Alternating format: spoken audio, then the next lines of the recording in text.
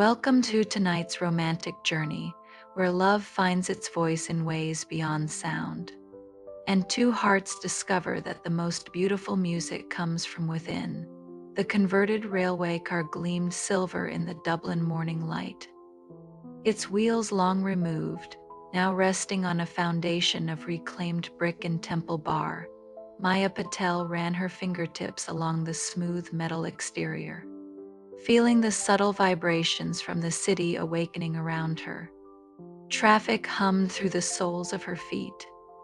The rumble of distant construction tickled her palms pressed against the wall, and somewhere nearby, a street performer's guitar sent ripples through the air that she caught like invisible butterflies. This was her sanctuary studio carriage, a mobile recording studio that she'd spent 3 years converting from a decommissioned train car. Inside, rainbow LED strips danced to audio frequencies, translating every musical note into cascading waves of color across the curved ceiling. Sound to Light software turned her workspace into a visual symphony, where she could see melodies painting themselves in brilliant hues and watch harmonies bloom like flowers made of pure radiance. Maya adjusted the specialized vibration platform beneath her feet, calibrating it to pick up the subtlest bass frequencies. To most people, she was just another audio engineer. They saw her credentials from Trinity College, her innovative mixing techniques, the way musicians sought her out for her uncanny ability to capture the soul of their recordings. What they didn't see was how she experienced every song as a living painting, every rhythm as a heartbeat she could feel thrumming through her bones. She was deaf. She had been since birth. But Maya knew something that the hearing world struggled to understand: music was never just about sound. It was about feeling, about the vibrations that connected every living thing, about the visual poetry that frequencies wrote across the electromagnetic spectrum. She didn't hear music. She became one with it. This morning felt different, though. There was an emptiness in the studio that had nothing to do with the absence of clients. Maya walked to the large window that faced the cobblestone square, watching early commuters hurry past with their earbuds and coffee cups. Everyone moved to their own private soundtrack, isolated in bubbles of personal audio. But Maya moved to the rhythm of the world itself, the pulse of footsteps on stone, the gentle sway of tree branches catching the breeze, the almost imperceptible tremor of the river Liffey flowing just blocks away. Her phone buzzed with a text from her friend Chiara. "Coffee later? There's this new musician busking in the square. Absolutely magical. You'd love the energy he creates." Maya smiled softly. Chiara, one of her few hearing friends who understood that Maya experienced music differently but no less deeply, was always trying to introduce her to new artists. Usually, Maya would politely decline. Street musicians were often so focused on auditory performance that they missed the physical, visual, and emotional dimensions of music that spoke to her. Soul, but something about today felt expectant, like the universe was holding its breath. She spent the morning fine-tuning a recording for a local folk band, watching their haunting ballad paint itself in deep purples and silver across her visual display. The lead singer's voice translated into flowing ribbons of light, while the fiddle traced delicate gold threads through the composition. But even as she lost herself in the visual symphony, Maya felt that strange sense of anticipation growing stronger. Around noon, she decided to step outside for lunch. The cobblestone square buzzed with its usual lunch crowd: office workers grabbing sandwiches, tourists consulting maps, local artists setting up afternoon displays. Maya bought a wrap from her favorite vendor and found her usual bench, the one positioned perfectly to feel the vibrations from street performances without being overwhelmed by foot traffic. That's when she first felt him, the vibration. Started as barely more than a whisper through the bench. So subtle she almost dismissed it as a passing truck. But it wasn't mechanical, this thrumming held organic rhythms, rising and falling with the natural breathing patterns of live music. Maya set down her lunch, pressing her palms flat against the wooden bench slats. They're a violin, but played in like anything she'd ever felt before. The vibrations spoke of technical mastery, years of classical training evident in the precise fingering and flawless intonation. But underneath that perfection lay something raw and desperate. This wasn't performance for coins or applause. This was music as prayer, as plea, as the sound of a soul learning to speak in a new language. Maya followed the vibrations like a bloodhound following a scent. Past the flower cellar with her rainbow bouquets, around the group of university students sharing chips, beyond the old man feeding pigeons from his newspaper-covered bench. The music grew stronger with each step, the violin's voice becoming more distinct through the soles of her feet and the palms of her hands. And then she saw him. He sat on a folding chair near the fountain, violin tucked beneath his chin with the easy familiarity of decades of practice. His case lay open at his feet, but Maya noticed immediately that he never looked down at it, never seemed to register when passers-by dropped coins or bills. His eyes were closed, his entire being focused on the conversation between bow and string. Even from 30 feet away, Maya could see the slight hearing aids tucked behind his ears. She recognized the particular way he held his head, the subtle reliance on feeling the instrument's vibrations against his body rather than hearing them in his ears. This man was navigating the world of music from a place between hearing and deaf, recently lost to sound but still finding his way to music through touch and memory. The melody he played was heartbreaking, a traditional Irish air, but arranged with classical complexity and played with jazz-influenced emotion. Maya felt tears prick her eyes as the vibrations told the story of loss and hope, of a musician learning tool of music all over again. She wanted to approach him, to somehow communicate that she understood the journey he was on. But something held her back, the intensity of his concentration, the private nature of this musical meditation, and perhaps her own fear of breaking whatever spell was being woven in that fountainside performance. Instead, Maya found herself a spot on the fountain's edge, close enough to feel every nuance of his playing through the stone and water, far enough away to remain invisible in his peripheral vision. She closed her own eyes and let his music paint pictures in her mind, images of concert halls and standing ovations, of quiet practice rooms and the muscle memory of a lifetime spent in service to melody. For 20 minutes, she sat transfixed. The violinist played pieces she recognized and others that seemed improvised, all of them filtered through his unique perspective of someone learning to trust feel over sound. When he finally stopped, setting the violin gently in its case, Maya felt the loss like a physical ache. She opened her eyes to find him looking directly at her. Their gazes met across the square, and Maya felt something electric pass between them. Recognition, but not of faces, recognition of kindred spirits, of two people who understood that music was bigger than any single sense, more profound than sound alone. He raised his hand in a small wave, and Maya found herself waving back, her heart racing in a way that had nothing to do with the music and everything to do with the gentle smile spreading across his features. The violinist began packing up his instrument, but he kept glancing over at Maya, as if trying to work up the courage to approach. Maya felt that same nervous energy building in her chest. She wanted to walk over, to tell him how his music had moved her, to share that she understood the world he was navigating. But before either could make a move, a group of tourists surrounded him, asking questions and requesting songs.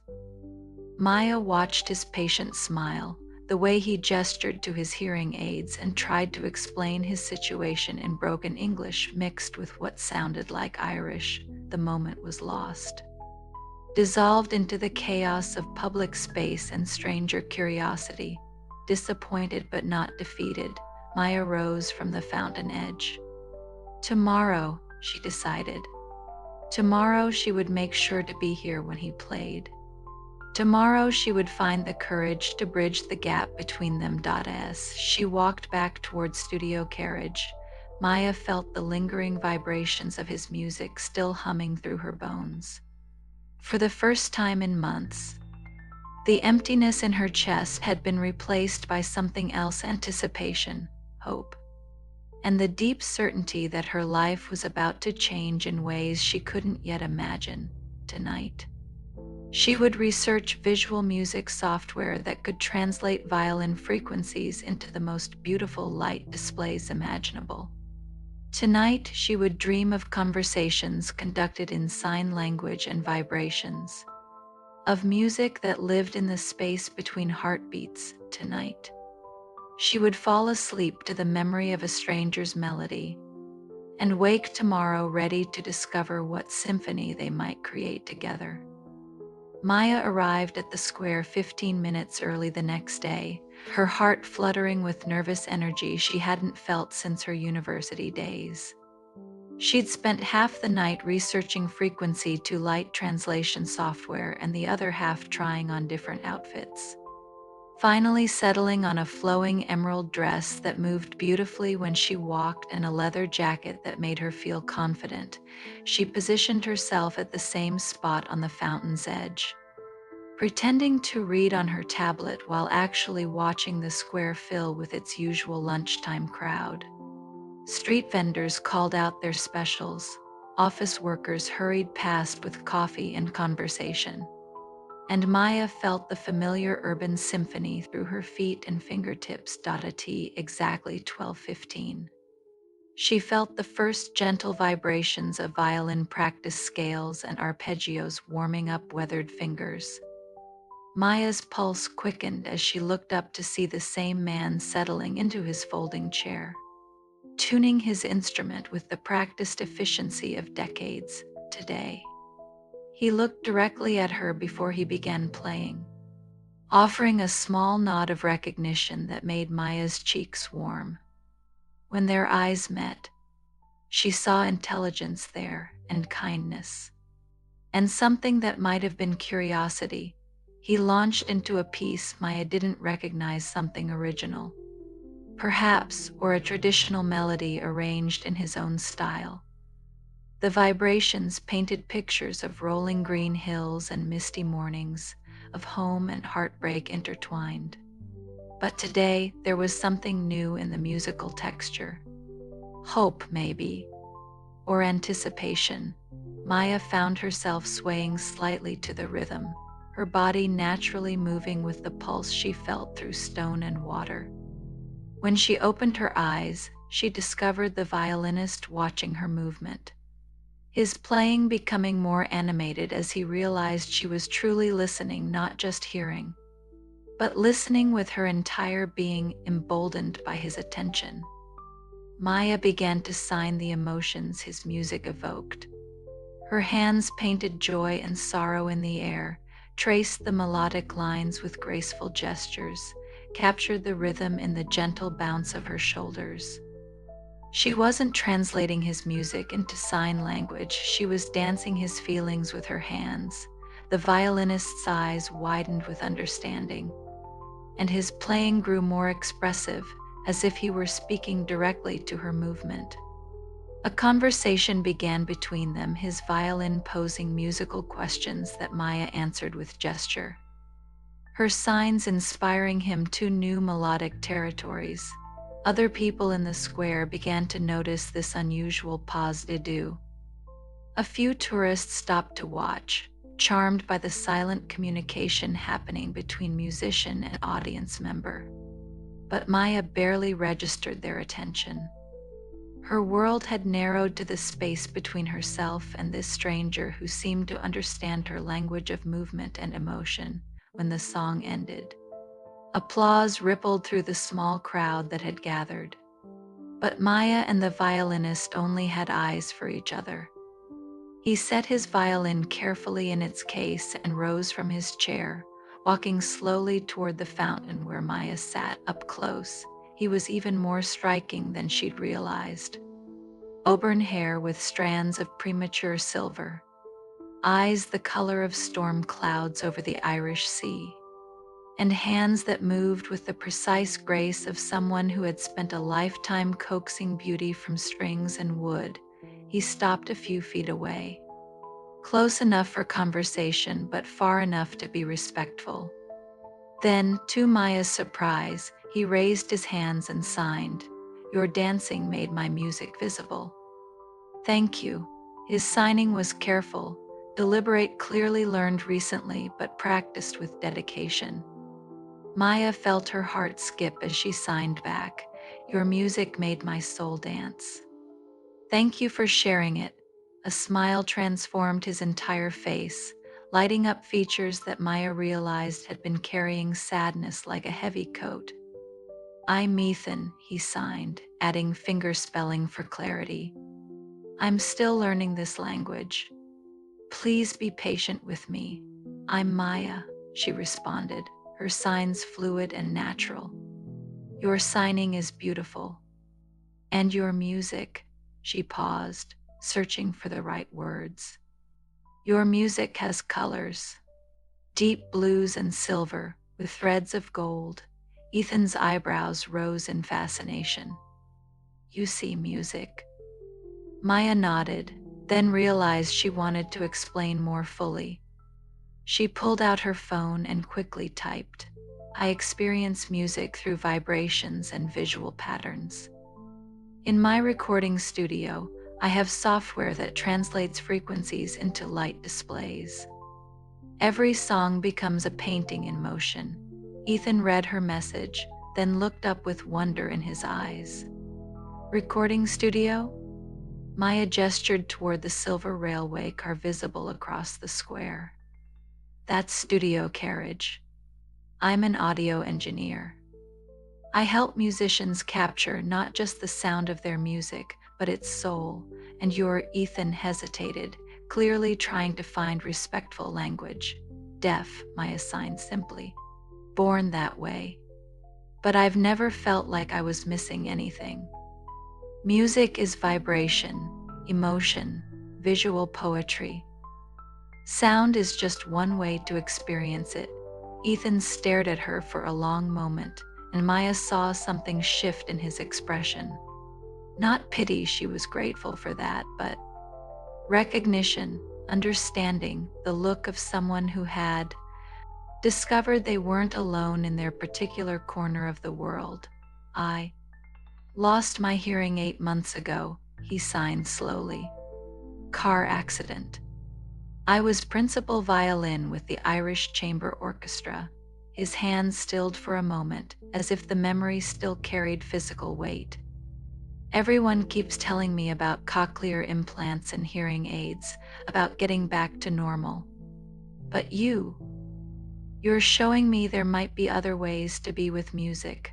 Maya felt her heart swell with empathy and something deeper, a fierce protectiveness for this man who was clearly still grieving his old relationship with sound. "Would you like to see my studio?" she signed. "I can show you how I experience music. Maybe we can explore new ways together." The hope that bloomed in Ethan's eyes was the most beautiful thing Maya had seen in months. "I would love that," he signed. "But first, may I play something for you? Something I wrote after." Maya nodded eagerly, settling back on the fountain edge as Ethan returned to his violin. But this time, he moved his chair closer to where she sat, close enough that she could feel the full resonance of his instrument through the stone beneath them. "This piece is called Learning to Hear," he said aloud, his speech slightly affected by his hearing loss but still clear. Then he placed the violin against his shoulder and began to play. The music that flowed from his strings was unlike anything Maya had felt before. It started tentatively, like someone taking first steps in an unfamiliar room. The vibrations spoke of confusion, loss, the terror of silence. But gradually, the melody found its footing. New harmonies emerged, not the harmonies of traditional hearing, but the rich, complex overtones of feeling music through skin and bone and the chambers of the heart. Maya found herself leaning forward, her hands pressed flat against the stone to catch every nuance of vibration. The music told the story of Ethan's journey from hearing to deaf, but more than that, it painted the landscape of discovery that lay beyond loss. This was music that could only have been written by someone learning to trust new senses, to find beauty in unexpected places. When the last notes faded into the Dublin afternoon, Maya realized she was crying. Not from sadness, but from recognition, the overwhelming relief of finding someone who understood that music lived in the body as much as the ear, in the heart as much as the auditory cortex. That was extraordinary. She signed, her hands shaking slightly with emotion. It was like watching someone learn to see colors that were always there, just invisible before. Ethan lowered his violin, and Maya saw that his eyes were bright with unshed tears. "You really understand," he said aloud, his voice thick with emotion. "You don't see this as a disability. You see it as a different way of being musical." Maya rose from the fountain and stepped closer, close enough that she could see the gold flecks in his gray eyes, close enough to feel the warmth radiating from his body. "Ethan," she signed carefully, "I've been waiting my whole life to meet someone who understands that music is bigger than sound. I think we might have a lot to teach each other." The space between them hummed with possibility. Maya felt drawn to him like metal to magnet, not just by attraction but by the deep recognition of finding her musical complement. Here was someone who could appreciate the visual symphony she lived within, while she could help him discover the rich world of felt music that existed beyond traditional hearing. "Your studio," Ethan said softly, gesturing toward the silver railway car. "I would love to see how you translate music into light.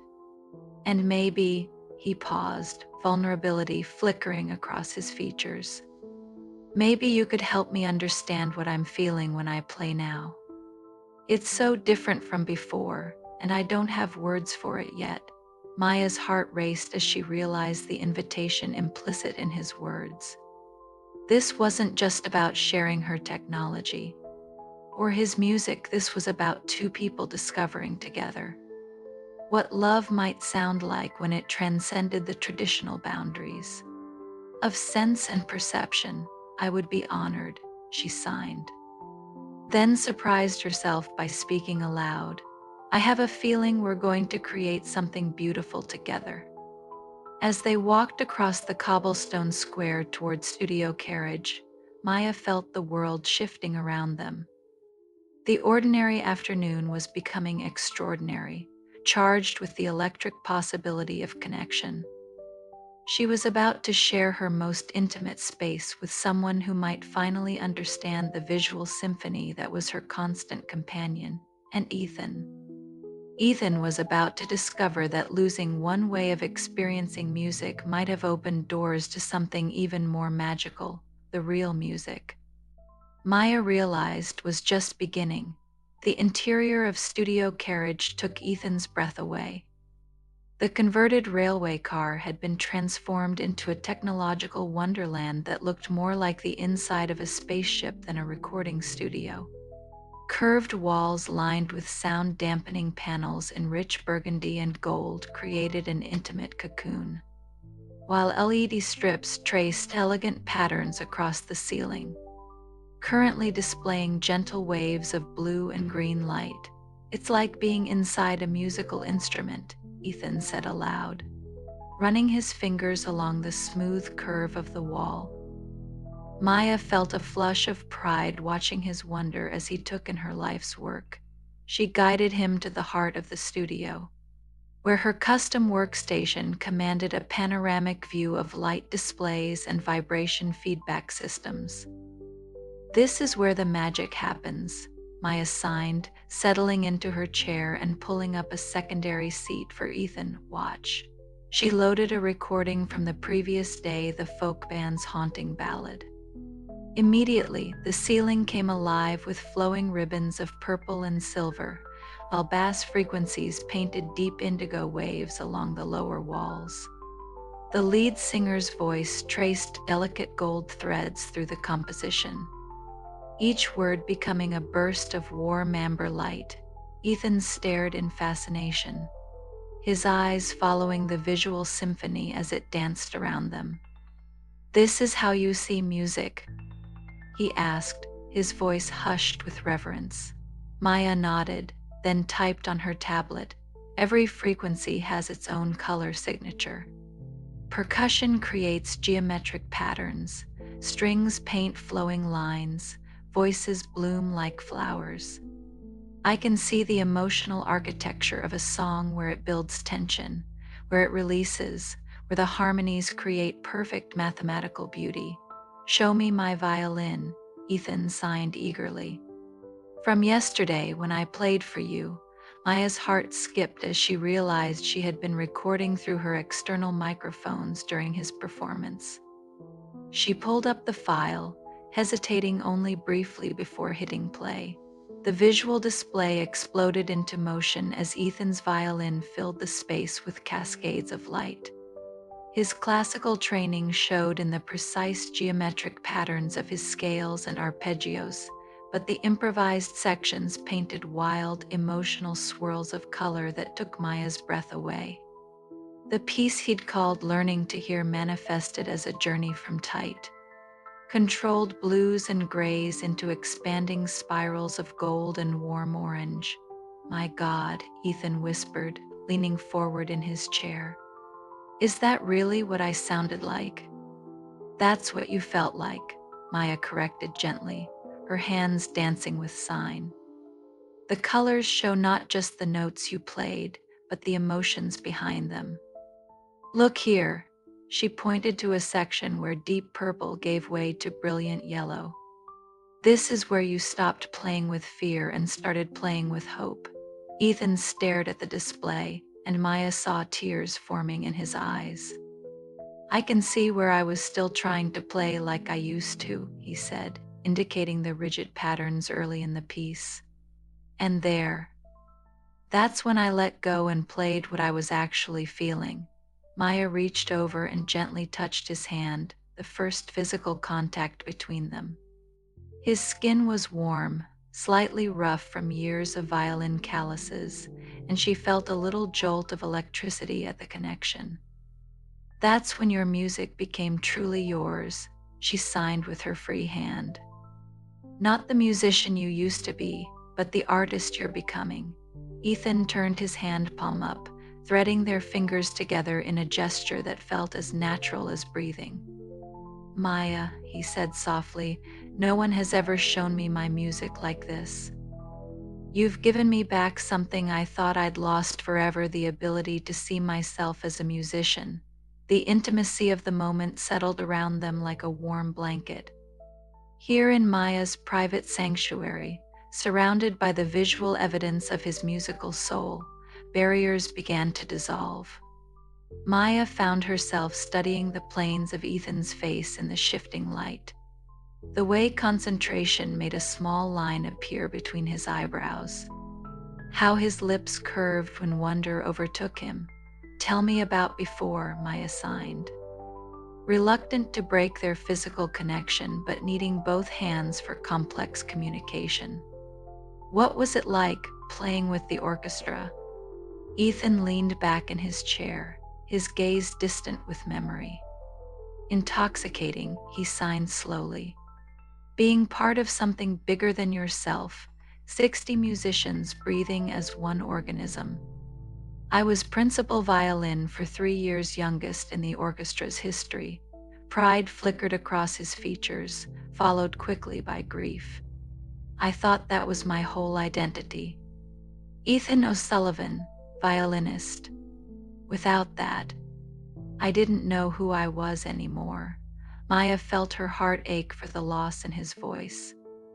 And now? She asked gently. Now, Ethan looked around the studio, then back at Maya with something approaching amazement. Now I'm starting to think maybe I was limiting myself. Playing with the orchestra was beautiful, but it was also contained, predictable. What you've shown me today, this way of experiencing music as pure sensation and emotion. It's like discovering a whole new instrument. Maya felt warmth bloom in her chest at his words. You want to know a secret? She signed, leaning closer conspiratorially. Some of the most beautiful music I've ever experienced came from musicians who couldn't hear it the traditional way. There's something about feeling music through your body that strips away pretense. It becomes pure emotion, pure truth. Is that why you became an audio engineer? Ethan asked.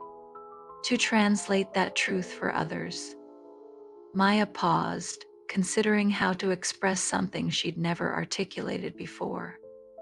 I became an engineer because I wanted to bridge worlds. She typed on her tablet, then held it up for him to read. I wanted to help hearing musicians understand that their music had visual and physical dimensions they'd never explored. And I wanted to prove to the world that deaf people don't just participate in music, we can lead the conversation about what music actually is. Ethan read her words twice, then reached for her hands again. This time, he brought them to his lips, pressing a gentle kiss to her knuckles that made Maya's heart race. You're extraordinary, he said aloud, his eyes locked on hers. You're not just showing me new ways to experience music, you're showing me new ways to be alive. The air between them crackled with tension that had nothing to do with the electrical equipment surrounding them.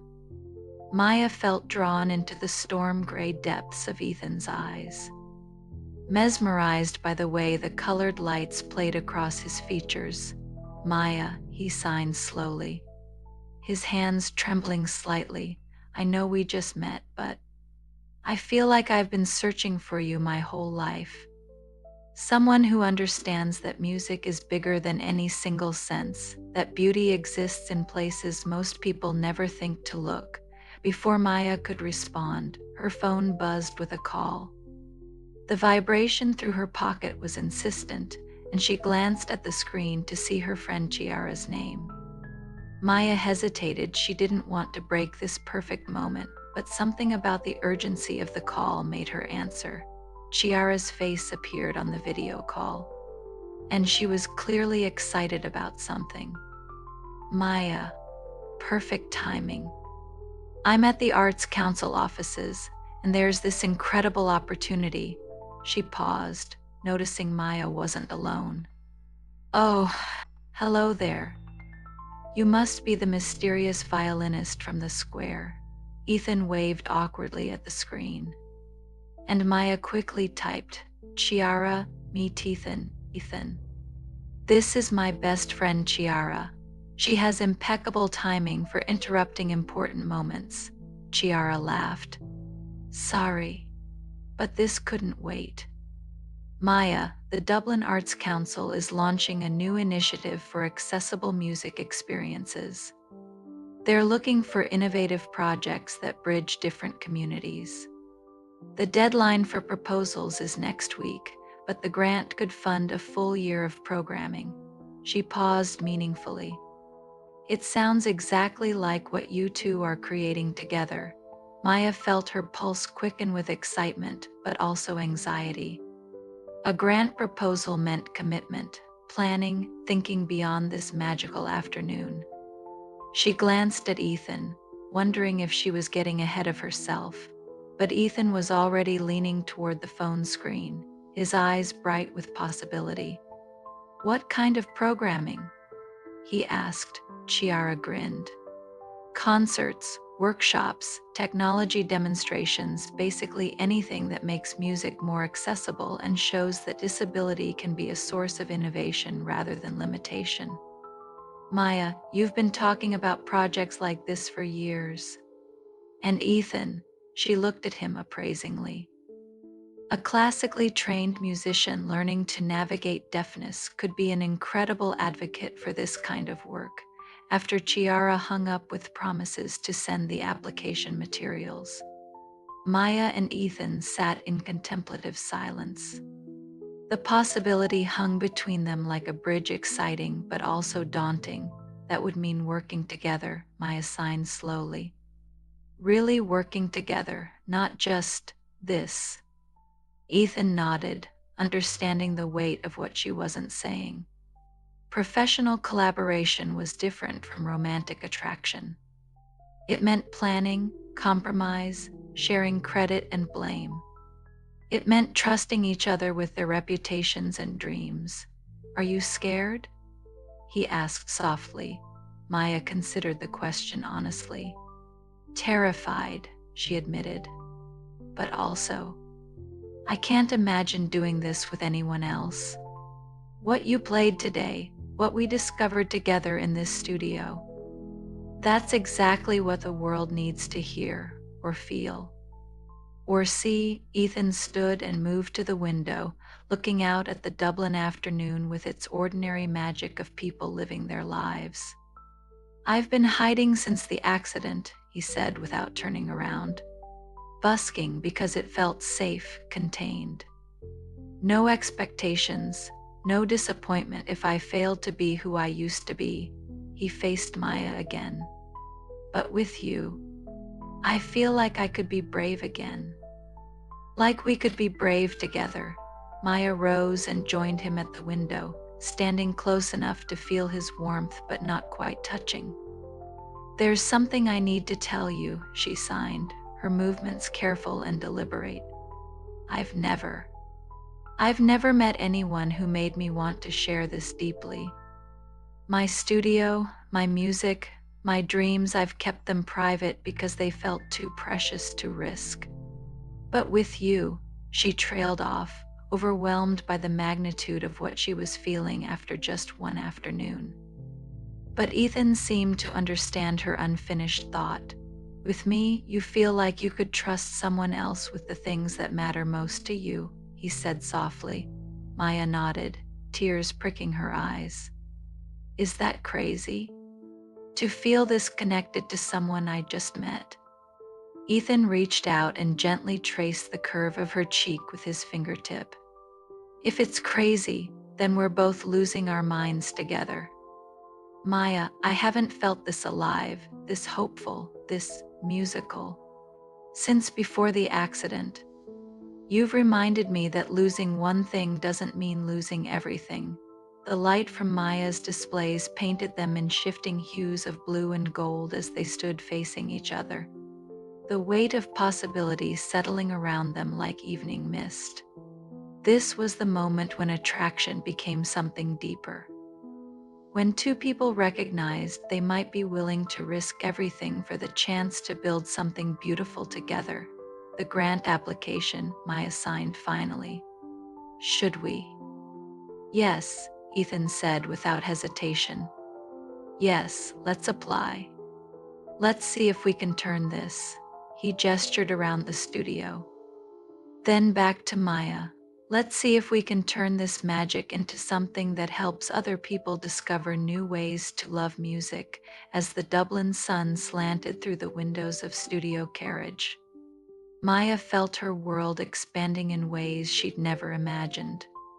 This morning she'd been a successful but solitary audio engineer.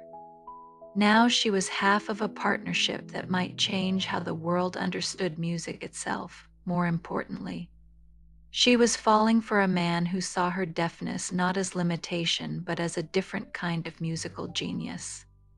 And tomorrow they would begin the work of turning this afternoon's magic into something that could last 3 days later. Maya's studio had been transformed into mission control for their grant application.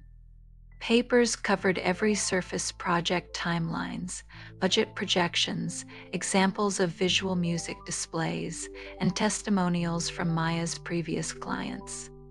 But it was the music that had truly taken over the space. Ethan had been there every day, arriving each morning with his violin and leaving each evening with new recordings, new visual displays, and a deeper understanding of how Maya experienced the world. Today, he'd brought sheet music compositions he'd started writing specifically for their project.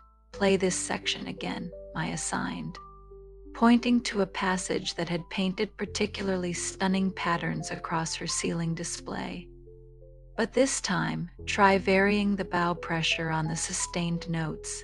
Ethan positioned his violin, his movements now relaxed and confident in Maya's space. Over the past 3 days, they developed an easy working rhythm, Maya suggesting technical adjustments, while Ethan pushed her visual software to its limits with increasingly complex compositions. As he played, Maya watched the display transform. The lighter bow pressure created delicate threads of silver light that danced between the stronger gold lines of the melody. "Perfect," she signed when he finished. "That's exactly the kind of textural variation that will help people understand music as a visual art form." But Ethan wasn't looking at the light display. His eyes were fixed on Maya's face, studying her expression with an intensity that made her heart skip. "You're beautiful when you're working," he said aloud, his voice soft with admiration. Maya felt heat rise in her cheeks. Their working relationship over the past few days had been charged with barely contained attraction. Moments when their hands brushed, reaching for the same piece of paper. Times when Ethan stood close behind her chair to see the displays better, his breath warm on her neck. Glances that lingered longer than professionalism warranted. "We should focus on the application," Maya signed, but her movements lacked conviction. The truth was, she was finding it increasingly difficult to concentrate on anything but the way Ethan moved through her space as if he belonged there. The way his presence made her studio feel complete for the first time. Ethan set his violin carefully in its case and moved to Maya's workstation, perching on the edge of her desk in a way that brought him tantalizingly close. "The application is brilliant," he said, his eyes never leaving her face. "Chiara was right, this project is exactly what the world needs." "But Maya," he trailed off, reaching out to tuck a strand of her dark hair behind her ear. The simple gesture sent electricity racing through Maya's entire body. "What we're creating here isn't just about the grant," he continued, his hand still resting against her cheek. "This connection between us, it's changing everything for me. The way I think about music, about myself, about what might be possible." Maya leaned into his touch, her eyes fluttering closed. "Ethan," she whispered, then opened her eyes to find him studying her with such tenderness it took her breath away. "Tell me I'm not imagining this," he said softly. "Tell me you feel it, to this pull between us that has nothing to do with music and everything to do with us." Instead of signing, Maya stood, the movement bringing her even closer to where he sat on her desk. They were inches apart now, close enough that she could see the gold flecks in his storm gray eyes, close enough to feel the warmth radiating from his body. "I feel it," she whispered aloud, her voice slightly breathless. "I've felt it since that first day in the square." Like the universe shifted and suddenly everything made sense. Ethan's hands found her waist, pulling her gently forward until she stood between his knees. The intimate position made Maya's heart race even as it felt perfectly natural. "I keep trying to tell myself to slow down," he said, his voice rough with emotion. "We've known each other less than a week." "This is crazy." Maya placed her hands on his shoulders, marveling at the solid warmth of him beneath her palms. "Maybe crazy is good," she said, surprising herself with her boldness. "Maybe I've been playing it safe my whole life, and you make me want to be brave." Ethan's breath caught at her words. His hands tightened slightly on her waist, and Maya could feel the rapid beating of his heart through the thin fabric of his shirt. "Maya," he said, her name like a prayer on his lips. "I don't want to rush this. You're too important. This is too important." But even as he spoke, he was leaning closer, drawn by the same magnetic force that had been building between them all week. Maya felt herself swaying toward him, her eyes fluttering closed as the space between them narrowed 2 mere inches. Their lips were almost touching when Maya's phone exploded with vibrations, an incoming call that buzzed insistently through the desk where it lay charging. Both of them jerked apart, the spell broken by technology's intrusion. Maya glanced at the phone, torn between frustration and relief at the interruption. "It's the Arts Council," she signed quickly. "About our preliminary application materials." Ethan ran a hand through his hair, clearly struggling to shift mental gears. "Answer it," he said, sliding off the desk to give her space. This could be important. The call was indeed important. The Arts Council representative was impressed with their initial submission and wanted to schedule a live demonstration for the review committee. Next Friday at 2 o'clock, Maya signed to Ethan as she confirmed the appointment. "They want to see the visual music system in action and hear about our community outreach plans." After she hung up, an awkward silence settled between them. The almost kiss hung in the air like an unfinished symphony. "Beautiful but incomplete. We should probably," Maya began, then stopped. Unsure what she was about to suggest. "Practice the presentation," Ethan finished, but his voice lacked conviction. They both knew the presentation was already polished. What they really needed to discuss was what had almost happened between them and what it meant for their professional collaboration. Instead, they threw themselves back into work with almost desperate intensity. Maya fine-tuned her visual displays while Ethan worked on a piece specifically designed to showcase the emotional range their system could capture. But the tension between them was palpable, crackling like electricity through the studio's recirculated air. Around 6 o'clock, as Dublin's evening light slanted golden through the windows, Maya made a decision that surprised them both. She saved her work, shut down her displays, and walked over to where Ethan sat reviewing his compositions. "We need to talk about this," she signed firmly, gesturing between them. "About what's happening here, beyond the project." Ethan looked up at her, vulnerability and desire warring in his expression. "Maya, no," she interrupted, her hands moving with decisive clarity. "I've been thinking all afternoon, and I refuse to let fear ruin something that could be extraordinary. Yes, this is complicated. Yes, mixing personal and professional relationships is risky. But what if we're meant to be taking this risk?" She knelt beside his chair, bringing them to eye level.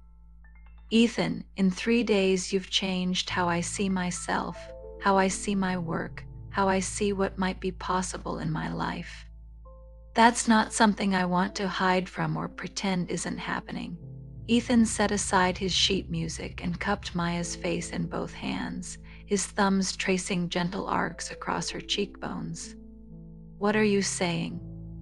"I'm saying that maybe the reason we found each other is bigger than just this grant application." Maybe the universe brought us together because we're supposed to create something beautiful, not just as collaborators, but as, she hesitated, then forged ahead. As people who care about each other, the last rays of sunlight painted them both in warm amber as Ethan leaned forward, resting his forehead against Maya's. "I've been falling for you since that first day," he admitted, his voice barely above a whisper. "Not just because you understand my music, but because of who you are. Your passion, your brilliance, the way you see magic in everything around you." Maya felt tears prick her eyes at the tenderness in his voice. "So what do we do?" She whispered back. "We be honest," Ethan said, pulling back just enough to look into her eyes. "With each other, with ourselves, with whatever this becomes. And we trust that two people who can create the kind of music we've been making together can probably figure out how to navigate everything else." This time, when he leaned in to kiss her, Maya didn't pull away. Their lips met softly, tentatively, a question asked and answered in the space of a heartbeat. The kiss was gentle, reverent, full of promise rather than passion, the first note of a melody they would spend their lives learning to play together when they finally broke apart. Maya felt as if the world had rearranged itself around them. Everything looked the same: her studio, the setting sun, the scattered papers of their grant application, but everything felt different. More vivid, more possible, more right. The presentation she signed, then had to clear her throat before continuing. "How do we handle the professional side of this?"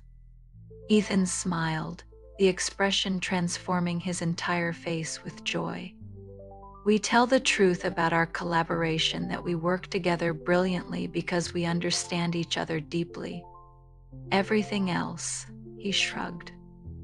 "Everything else is our business." Maya nodded, feeling a sense of rightness settle into her bones. This was how it was supposed to feel. She realized, not torn between professional and personal, but integrated, whole, authentic. "There's something else," Ethan said, his expression growing more serious.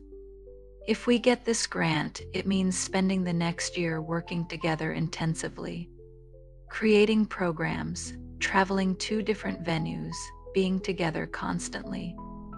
Are you ready for that?" Maya considered the question seriously. A year ago, the prospect of such intense collaboration would have terrified her. She'd built her career on independence, on proving she could succeed without accommodation or assistance. But with Ethan, partnership felt like expansion rather than limitation. "I'm ready," she signed with growing conviction. "Are you ready to be with someone whose world operates differently than anything you've experienced before? Someone who will challenge every assumption you have about music and sound and what it means to truly listen?" Ethan's answer came without hesitation. "Maya, you've already challenged every assumption I had about myself. Spending a year, spending a lifetime learning from you sounds like the greatest adventure I could imagine." As Dublin settled into evening around them, Maya and Ethan sat surrounded by the tools of their collaboration: sheet music and technology, sound waves and light displays, two worlds of musical experience that had found perfect harmony in each other. Tomorrow they would polish their presentation. Next week they would face the review committee. And hopefully soon they would begin the work of sharing their discovery with the world. But tonight, they simply held each other in the golden light of studio carriage. Two hearts that had found their matching rhythm. Two souls who had discovered that the most beautiful music came not from perfection, but from the courage to harmonize with another person's unique song, the real performance. Maya thought as she settled against Ethan's shoulder, was just beginning. Friday morning dawned gray and drizzly. Typical Dublin weather that seemed to mirror Maya's nervous energy. She'd been up since 5, checking and rechecking their presentation materials, adjusting display settings, and generally driving herself to distraction with anxiety about the Arts Council meeting. Ethan arrived at Studio Carriage carrying 2 coffee cups and wearing his best charcoal suit. Looking every inch the professional musician despite the hearing aids tucked discreetly behind his ears. "Breathe," he signed as he handed Maya her coffee, his own hands betraying the slightest tremor of nerves. "Easy for you to say," Maya replied, accepting the warm cup gratefully. "You've performed for audiences of thousands. I usually work behind the scenes, and I've never had to explain the most important work of my life to a panel of judges," Ethan countered. "Maya, we've prepared for this. Our presentation is flawless, our demo pieces are extraordinary, and our passion for this project comes through in every word." "We're going to be brilliant," Maya nodded, trying to internalize his confidence. Over the past week, their presentation had evolved into something truly special, a seamless blend of Ethan's musical expertise and Maya's technological innovation. Held together by their shared vision of making music accessible to everyone, they spent the morning running through their timing one final time. Maya would open by explaining her visual music system and demonstrating how different instruments created unique light patterns. Ethan would then perform several pieces ranging from classical to contemporary to his own compositions, while Maya provided commentary about what the displays revealed about emotional and structural elements of the music. Finally, they would present their outreach plan for bringing this technology to schools, community centers, and venues throughout Ireland. At noon, they loaded Maya's portable equipment into Ethan's car for transport to the Arts Council offices. The drive through Dublin's narrow streets was mostly silent, both of them lost in pre-performance meditation. But when Ethan reached over at a red light and squeezed Maya's hand, she felt some of her anxiety ease. Whatever happened in this presentation, they would face it together. The Dublin Arts Council occupied a beautiful Georgian building in the city centre, all high ceilings and elegant moldings that spoke of centuries of cultural patronage. Maya and Ethan were shown to a conference room with floor-to-ceiling windows overlooking St. Stephen's Green, where 5 panel members sat behind an imposing mahogany table. Dr. Sullivan. "Miss Patel," said the panel chair, a distinguished woman in her 60s with silver hair and keen eyes. "We've been very impressed with your application materials. We're excited to see your work in action." Maya took a deep breath and began her presentation, her initial nervousness dissolving as she fell into the familiar rhythm of explaining her life's work. She demonstrated how different frequencies created distinct color patterns, how harmonies manifested as geometric relationships between light streams, how rhythm translated into pulsing patterns that made music visible to deaf and hearing audiences alike. The panel members leaned forward with growing interest as Maya's displays filled the room with dancing colors. When she explained how her system could help hearing people understand music as deaf people experienced it through vibration, visual pattern, and pure emotion, one panel member actually gasped with delight. Then it was Ethan's turn. He stood before the panel with his violin, no longer the uncertain street musician Maya had first encountered, but a confident artist ready to share his transformation with the world. "8 months ago, I lost my hearing in a car accident," he began, his voice clear and strong. "I thought my musical life was over. Today, thanks to Maya's vision and our collaboration, I understand that it was actually just beginning." He launched into Learning to Hear, the piece he'd been refining all week. Maya watched the panel members' faces as Ethan's music filled the room with both sound and light, telling the story of loss and rediscovery through melody and color simultaneously. Several were wiping away tears by the time he finished. "This is what we want to share," Maya continued seamlessly, her voice thick with emotion. "Music as a multisensory experience that transcends traditional boundaries.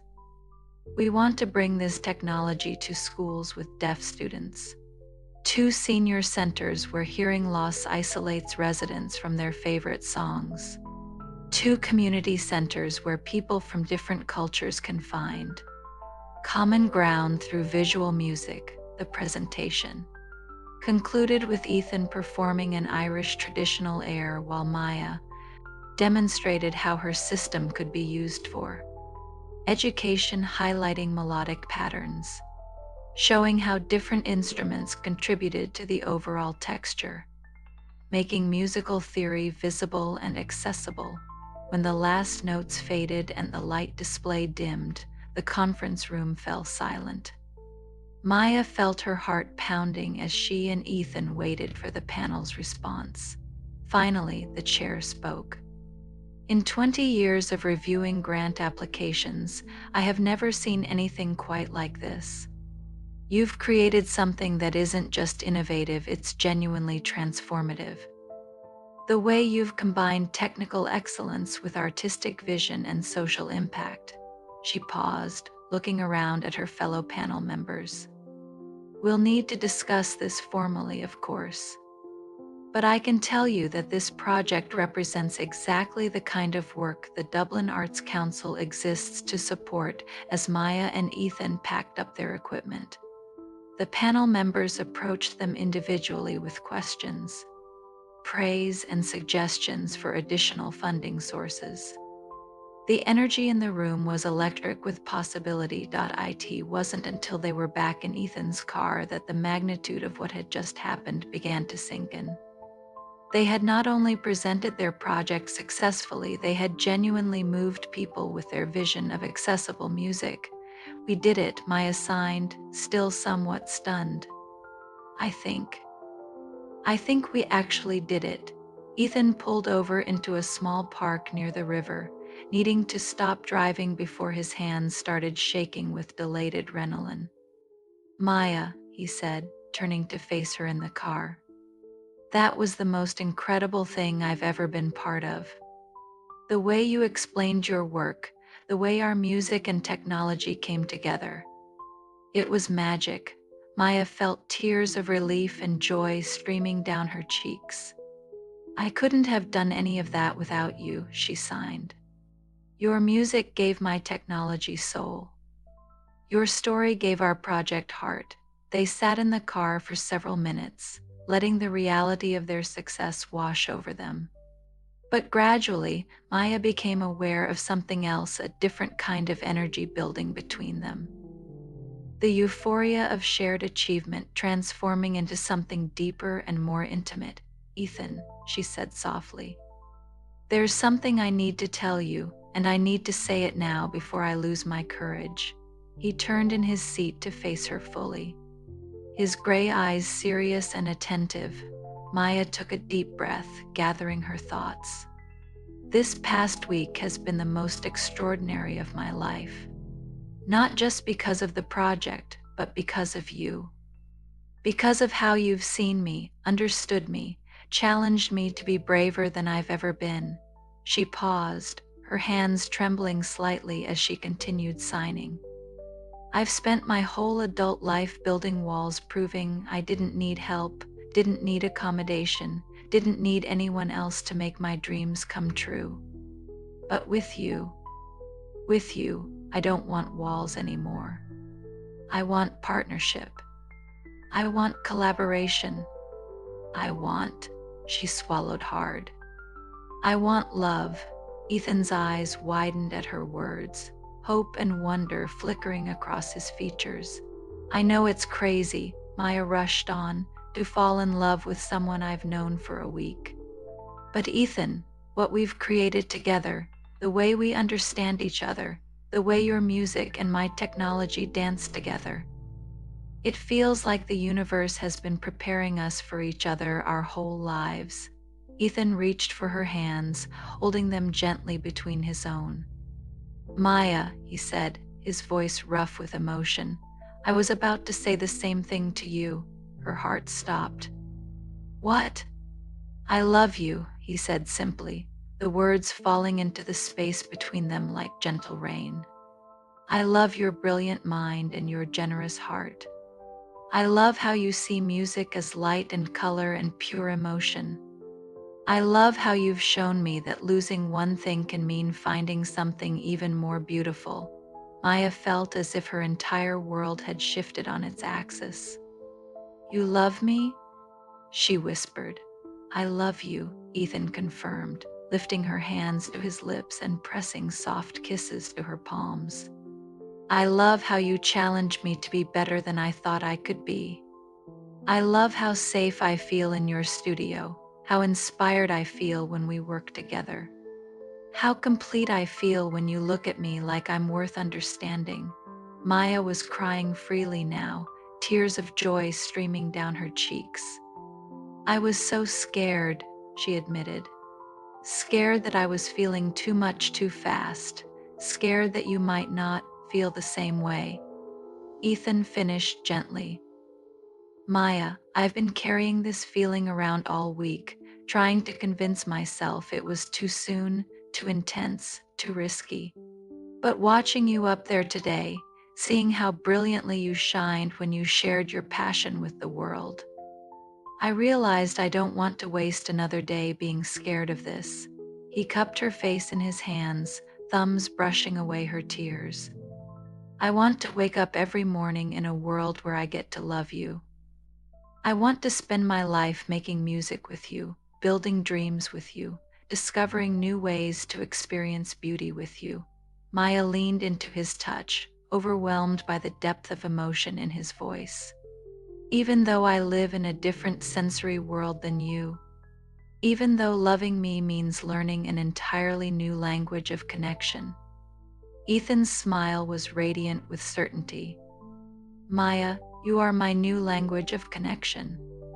You've taught me that love isn't about similarity, it's about finding someone whose differences complement your own so perfectly that together you become more than either could be alone. As Dublin life moved around, their parked car, students cycling past, mothers pushing proms, business people hurrying to afternoon meetings, Maya and Ethan sat in their own bubble of perfect understanding.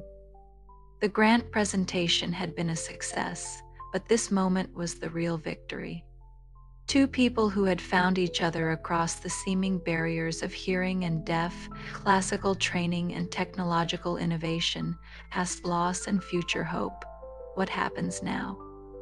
Maya signed, though she was smiling so broadly her cheeks hurt. Now we celebrate, Ethan said, leaning closer until their foreheads touched. We celebrate getting the grant because I'm certain we did. We celebrate the incredible work we're going to do together. And we celebrate finding each other against all odds. And then, Maya whispered, then we go home to your studio, Ethan said softly, and I play music for the woman I love while she paints my melodies in light. And we start planning the most beautiful life two people ever created together. When Ethan kissed her this time, it was with all the passion and promise they'd been holding back.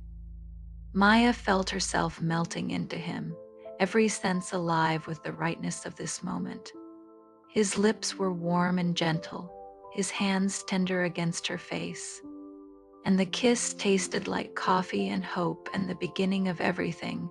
When they finally broke apart, both breathless and glowing with happiness, Maya realized that all her fears about mixing professional and personal had been pointless. What they had was bigger than categories, deeper than roles, more essential than any job or grant or career milestone.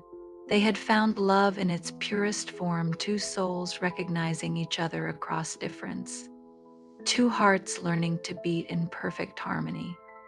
Two lives ready to become one magnificent symphony. As they drove back toward Studio Carriage through the Dublin afternoon, Maya's phone buzzed with a text from Chiara. How did the presentation go? I'm dying to know. Maya showed the message to Ethan, who grinned and took the phone to type a response. We got more than we came for, much more. Details tonight over champagne bring bubbles. We're celebrating everything. Maya laughed at his message, then added her own. Peas, I'm in love with a violinist who sees my music in colors. Life is officially perfect. As Studio Carriage came into view across the square, Maya felt a profound sense of homecoming. Not just to her workspace, but to this new version of her life where love and work and dreams all harmonized into something more beautiful than she'd ever imagined possible, the most extraordinary music she realized was just beginning to play. Evenings settled over Dublin like a gentle lullaby, painting Studio Carriage in warm golden light as Maya and Ethan returned from their triumphant presentation. The familiar silver railway car had never looked more welcoming, more like home than it did in this moment when everything had changed and everything had begun. Ethan unlocked the door. With the key Maya had given him 2 days. Earlier, a gesture that had felt momentous, then but seemed perfectly natural now. Inside, the studio glowed with the soft blue standby lights of Maya's equipment, patient and ready for whatever music they might create together. I still can't quite believe it, Maya signed, settling into her chair and spinning around once with pure joy. The presentation, the panel's response. Us, she gestured between them with wonder in her movements. Ethan set his violin case carefully in its usual spot. When had he acquired a usual spot in her space? Maya wondered with delight and moved to stand behind her chair. His hands came to rest gently on her shoulders, thumbs tracing soothing circles at the base of her neck. Believe it, he said softly, leaning down to press a kiss to the top of her head. We did something extraordinary today, together. Maya leaned back into his warmth, marveling at how natural this felt. A week ago, she'd been fiercely protective of her personal space, uncomfortable with casual touch from anyone. But Ethan's presence in her studio, his hands on her body, felt like the missing piece of her life finally clicking into place. Play something for me, she said, tilting her head back to meet his eyes. Something new. Something that sounds like how you feel right now. Ethan's smile was radiant with love and possibility. I've been working on something, he admitted, moving to collect his violin. A piece inspired by, well, by you, by us. By the way you've changed how I understand music. He positioned himself where Maya could see both his performance and the visual display it would create. But before he began playing, he paused to sign something that made Maya's heart flutter. This is called the language of light. It's my love letter to you. Written in the only language that could possibly contain everything I'm feeling, as Ethan drew the first notes from his strings. Maya's studio transformed into a cathedral of color and emotion. The melody began simply a gentle theme that painted itself in soft blues and warm golds across her ceiling display. But as the piece developed, it revealed layers of complexity that took Maya's breath away. She could see their story in the music. The tentative opening notes of their first meeting danced in shy silver streams. The growing confidence of their collaboration bloomed in expanding circles of green and purple. The moment of recognition when they'd truly seen each other painted itself in brilliant bursts of orange and pink, and there, in the soaring climax of the piece, was their love confession from this afternoon, a cascade of every color in Maya's spectrum. A visual symphony so beautiful it brought tears to her eyes. Ethan had somehow captured not just the emotions of their week together, but the very essence of how she experienced music as light. When the last notes faded and the colors settled into gentle, pulsing waves, Maya realized she was crying, not from sadness or overwhelming emotion, but from the pure joy of being so completely understood, so perfectly loved. "Ethan," she whispered, her voice thick with awe. That was, I've never seen my own experience reflected back to me so beautifully. "You've learned to compose in light." Ethan set his violin aside and came to kneel beside her chair, taking her hands in his. "You taught me that music could be more than sound," he said gently. "Tonight I wanted to show you that love could be more than words." Maya cupped his face in her hands, marveling at the way the soft light from her displays played across his features. "I love you," she said simply. "I love you so much it feels like my heart might burst with it." "I love you too," Ethan replied, turning his head to kiss her palm. "Maya, I want to ask you something, and I need you to know I mean it completely." Maya's heart began to race, though she wasn't sure why. "What is it?" "I want to move in with you," Ethan said, his eyes never leaving hers. "I want to wake up every morning in this magical place you've created. I want to make music with you every day, not just for work but for joy. I want to learn sign language until I'm fluent, until I can tell you I love you as naturally in your first language as I can in mine." Maya stared at him, overwhelmed by the magnitude of what he was offering. Not just cohabitation, but complete integration of their lives, their work, their dreams. "Are you sure?" She signed, her hands trembling slightly. "It would mean giving up your apartment, your independence, your, my old life," Ethan finished firmly. "Maya, I've already given up my old life. The question is whether I get to build a new one with you, or whether I keep wandering around trying to figure out who I'm supposed to be now." He stood and pulled her to her feet, wrapping his arms around her waist. "With you, I know exactly who I am.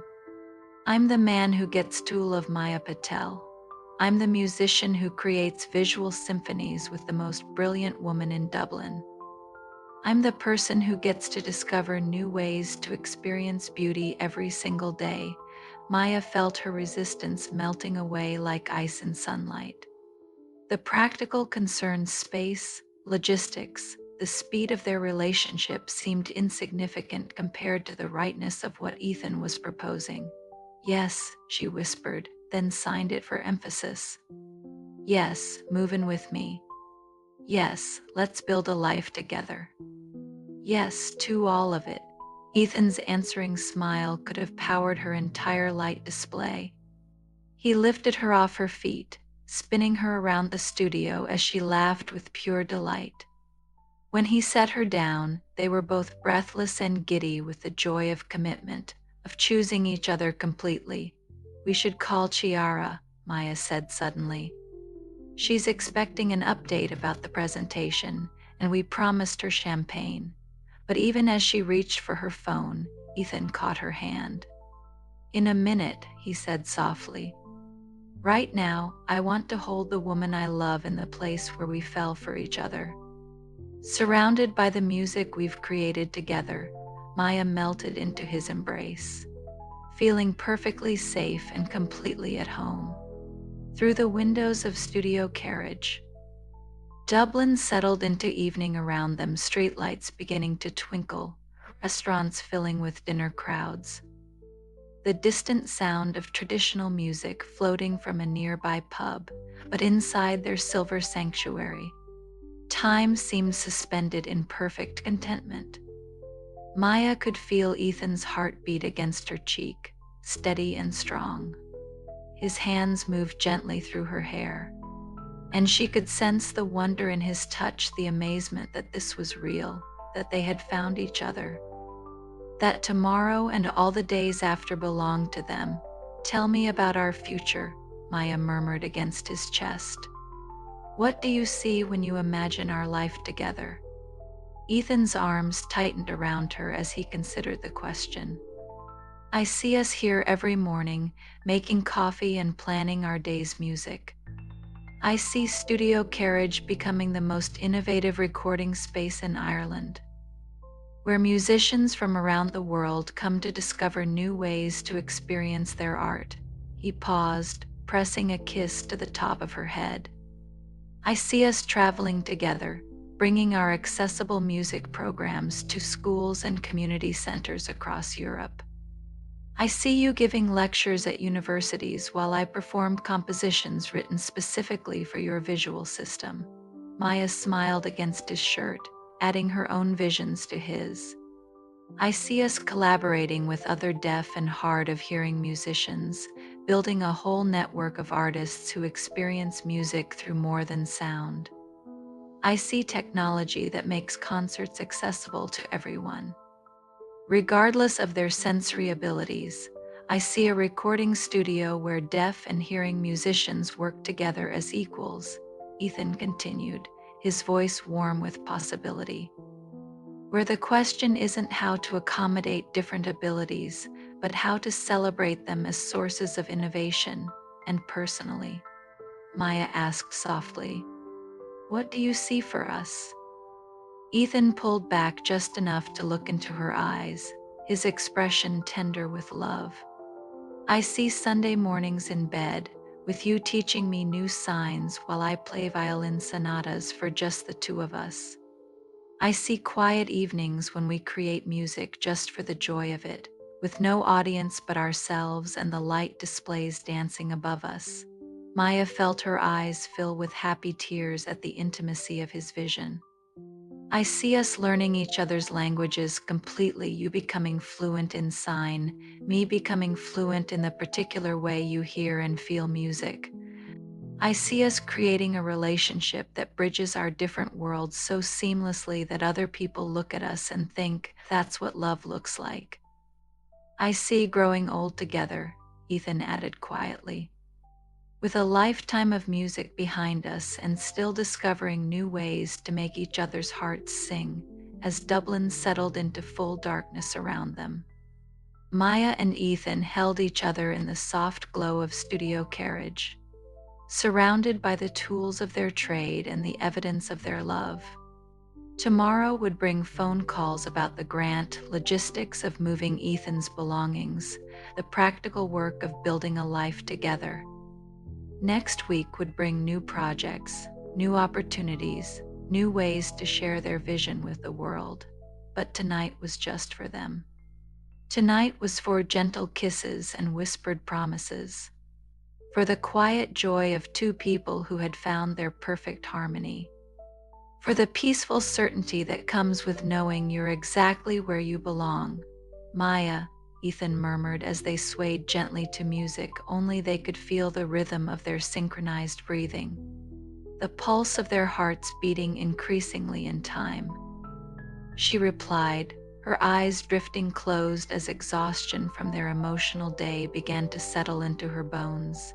Thank you, he said simply, for seeing me, for understanding me, for showing me that losing one thing could mean finding everything else. Maya lifted her head to look at him one more time, memorizing his face in the gentle light of her studio. Thank you for teaching me that love doesn't require accommodation, she replied. It just requires two people brave enough to learn each other's languages.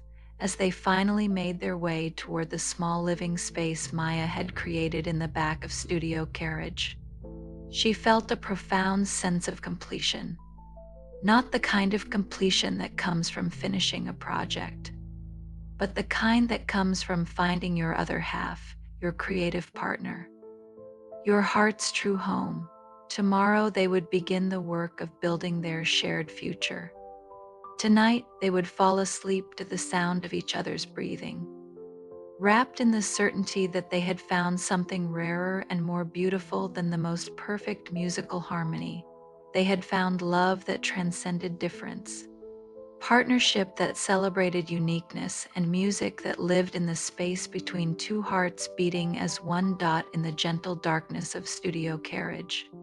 Surrounded by the tools that had brought them together and the dreams they would pursue tomorrow, Maya and Ethan drifted toward sleep in each other's arms, ready to wake up and begin composing the most beautiful symphony of all, a life filled with love, music, and the endless joy of perfect understanding. The sound of their hearts beating in rhythm was the most beautiful music either had ever heard. And as Dublin dreams around them, and as love settles into their bones like the most perfect melody, Maya and Ethan sleep peacefully in each other's arms, ready to wake tomorrow and begin creating the music their hearts have been waiting their whole lives to play. The end. Thank you for joining Maya and Ethan on their journey from strangers to soulmates, from individual artists to collaborative partners, from two hearts searching for connection to one love story that proves music truly is the universal language. May your dreams be filled with the colors of sound and the rhythm of love. Sweet dreams.